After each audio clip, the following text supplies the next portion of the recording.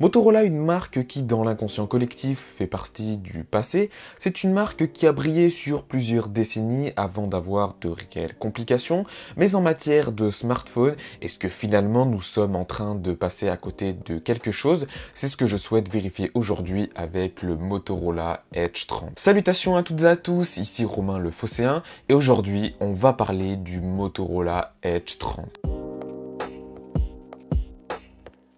Concevoir un smartphone, c'est d'abord penser à son usage. C'est terrible de dire ça, mais beaucoup de constructeurs vont privilégier les arguments quantitatifs et pourtant une conception à travers des arguments qualitatifs, c'est beaucoup plus intéressant selon moi. En tout cas, ici, Motorola l'a parfaitement intégré dans son Edge 30. C'est l'usage qui va dicter le design et non pas l'inverse. On va ici prendre exemple d'ailleurs dans sa conception globale. Le smartphone est léger, fin et surtout la finalité, c'est qu'il est d'une facilité de prise en main. Ceci étant dit, il serait incongru de parler de smartphone compact, mais son écran de 6,5 pouces avec le peu de bordure ainsi que son poids de 155 grammes en font tout de même un téléphone agréable à l'usage. Mais une fois que l'on a dit ça, qu'est-ce que l'on peut retenir finalement? Y a-t-il d'autres points qui vont en faveur de la conception globale à travers l'usage? Eh ben oui, le placement du capteur d'empreinte est pertinent par exemple, les boutons sont parfaitement placés. D'ailleurs, ces derniers possèdent un excellent clic,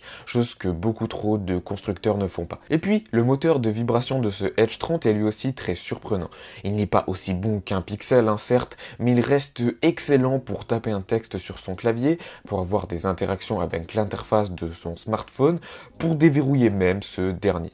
Motorola a fait de réels efforts pour avoir un produit réussi. En fait, toute l'argumentation autour de ce smartphone est réalisée en pensant aux usages, à ce que va faire l'utilisateur avec le smartphone. Et finalement, ça me rappelle presque un Pixel. Alors oui, c'est fait à la manière Motorola certes, mais dans l'idée, c'est quand même là. Après, évidemment, ce soin au détail n'est pas sans concession. La prise de photo, bien que le hardware permette sur le papier d'excellents résultats, c'est un petit peu en dessous de mes attentes personnellement, notamment sur le traitement logiciel qui reste selon moi assez mineur. Rien de bien alarmant, mais il fallait que j'en parle tout de même. Mais finalement, ce point en retrait, on l'oublie presque parce que ce qu'a fait Motorola avec Android, c'est vraiment surprenant. À ce niveau, c'est presque de l'art pour nos usages. L'écran OLED de 144 Hz accentue même tout cet art expressif que va nous proposer le smartphone.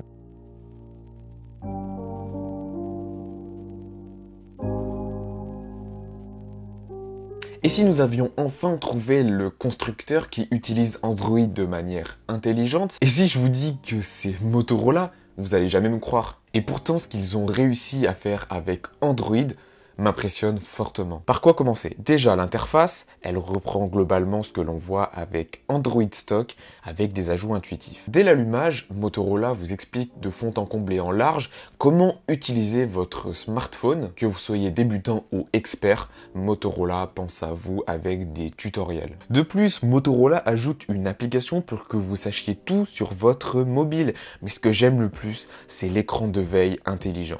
Lorsque vous recevez une notification, votre écran va s'allumer de manière discrète. Dès lors, vous prenez votre smartphone en main, vous allez pouvoir voir un Always On Display plus lumineux avec vos notifications. En appuyant sur une icône, vous verrez ce détail avec cette dernière, tout ça sans aucun déverrouillage de manière complètement naturelle. Et des exemples du genre de la part de Motorola, il y en a plusieurs dizaines. Je trouve très fort ce qu'a réussi à faire Motorola avec Android 12. Mais il y a une autre fonction que j'avais vraiment envie de citer, c'est Ready For. Reprenons le principe de DeX de Samsung, vous allez pouvoir utiliser votre téléphone comme ordinateur de bureau, tout simplement. Cette fonction est juste impressionnante, car elle peut s'utiliser depuis votre ordinateur portable par exemple, mais aussi depuis un appareil casque. Maintenant, évidemment que ce n'est pas parfait, les applications restent mobile first, mais pour travailler directement depuis votre smartphone, il ne faut pas négliger le côté pratique qu'a réussi à mettre en place Motorola, et je trouve que c'est plutôt une bonne idée. Bref, tout ça pour dire qu'avec Android, Motorola a su apporter les implémentations nécessaires pour avoir un équilibre entre fonction, simplicité et intuitivité. Le Motorola Edge 30 n'est peut-être pas le smartphone parfait, car oui, il n'a peut-être pas le meilleur processeur du marché, car oui, il n'est pas le meilleur photophone de ce marché également, car oui, il n'est pas le smartphone le plus alléchant finalement. Mais alors, qu'est-ce que ça peut faire? Parce que oui, il coûte 500 €, mais finalement, est-ce que ce n'est pas le juste prix? Dans tous les cas, dans les usages, il répond juste parfaitement à ce que chaque être humain peut attendre de la technologie, s'intégrer dans son quotidien. Et si votre vision du téléphone est plus dans ce spectre qualitatif, alors ce Edge 30 de Motorola est complètement fait pour vous. C'est dans tous les cas une vision du smartphone que je défends depuis le Pixel 2 XL, donc depuis maintenant quelques années, et j'espère que malgré une concurrence recherchant des arguments quantitatifs, les acteurs misant sur une facette plus créative et respectueuse de l'usage seront toujours présents dans plusieurs années. Il me reste plus qu'à vous remercier d'avoir suivi cette vidéo. Je sais que Motorola n'intéresse pas tout le monde, alors je vous remercie vraiment d'être arrivé jusqu'à la fin de cette vidéo. Dans tous les cas, n'hésitez pas à laisser un petit commentaire pour qu'on puisse un petit peu débattre de ce Edge 30 ensemble. Puis vous le savez, n'hésitez pas à mettre un petit like pour soutenir la chaîne ainsi que à vous abonner à la chaîne. Je termine en disant que j'ai mis plein d'informations dans la description de cette vidéo, donc n'hésitez pas à aller checker tout ça. Et quant à moi, je vous retrouve donc la semaine prochaine pour une nouvelle vidéo sur la chaîne. Allez, salut!